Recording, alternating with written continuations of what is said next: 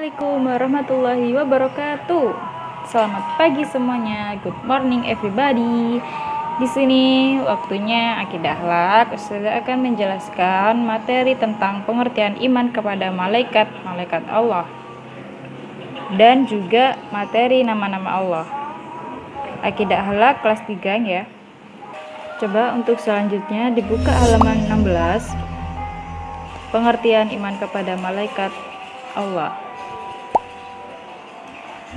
Di sini dijelaskan malaikat adalah makhluk ciptaan Allah yang sangat mulia. Ia diciptakan dari nur atau cahaya. Nah, beriman kepada malaikat-malaikat Allah adalah rukun iman yang kedua. Kemudian di sini kenapa kita harus beriman kepada malaikat Allah? Jawabannya adalah disebutkan dalam surat Al-Baqarah ayat 2 ayat 285. Bacaannya ialah Bismillahirrahmanirrahim. Kullun amana billahi wa malaikatihi wa kutubihi wa rusulih, yang artinya semuanya beriman kepada Allah, malaikat-malaikatnya, kitab-kitabnya, dan rasul-rasulnya. Nah, di sini dijelaskan bahwa kenapa kita harus beriman kepada Allah? Jawabannya adalah diperintahkan Allah bahwa semuanya ada 6 yang harus kita imani, yaitu malaikat-malaikat Allah. Kita harus beriman kepada Allah. Yang pertama, beriman kepada malaikat Allah, kemudian beriman kepada kitabnya, beriman kepada Rasul, dan beriman kepada hari kiamat. Kemudian malaikat adalah kita harus meyakini bahwa malaikat itu benar-benar ada, walaupun sifatnya adalah gaib atau artinya tidak diketahui oleh panca indera. Keberadaan malaikat memang tidak diketahui oleh manusia, tapi diketahui oleh para nabi dan rasul. Para nabi dan rasul menerima wahyu melalui perantara malaikat Allah, seperti malaikat Jibril ya. Jadi kalau misalnya Nabi dan Rasul sering berinteraksi dengan malaikat, walaupun kita tidak, tapi kita harus meyakini bahwa malaikat itu ada ya. Itu salah satu yang harus kita yakini. Selanjutnya, Allah menciptakan malaikat tanpa memiliki hawa nafsu, tidak makan, tidak tidur, tidak laki-laki dan tidak perempuan. Malaikat hanya selalu taat pada perintah Allah. Misalnya, malaikat Israfil yang bertugas meniup sangkakala, tugasnya mulai dari ia diciptakan sampai hari kiamat nanti, yaitu untuk meniup sangkakala. Jadi kalau misalnya belum ditiup sangkakalanya, malaikat Israfil ngapain?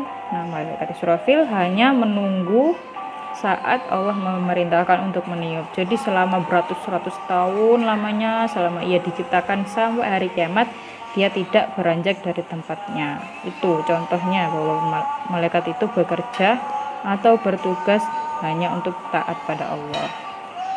Selanjutnya, jumlah malaikat Allah itu sangat banyak sekali, bahkan sampai 10.000 atau lebih miliaran.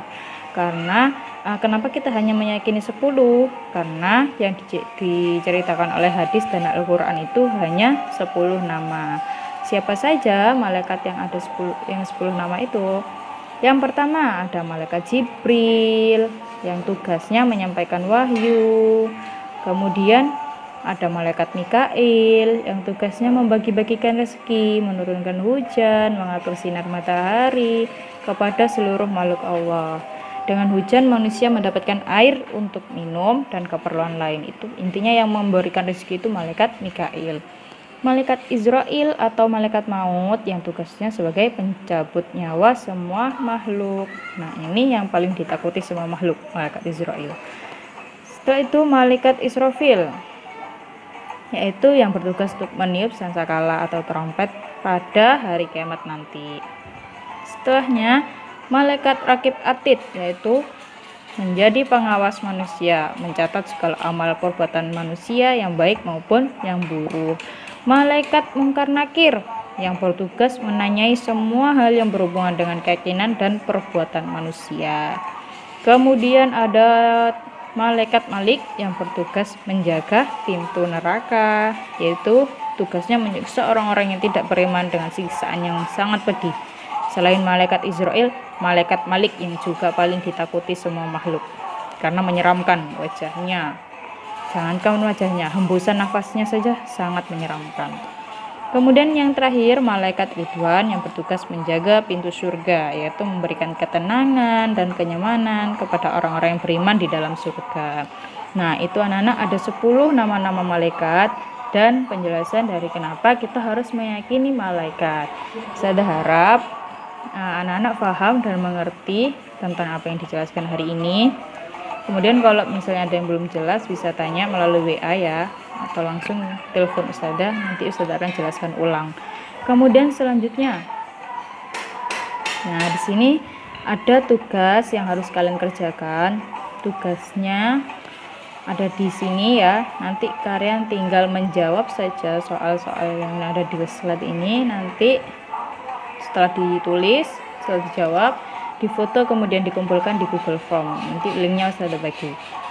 Nah ini tugasnya yang pertama, soal yang pertama, kemudian soal yang kedua, soal keempat, dan ini soal kelima.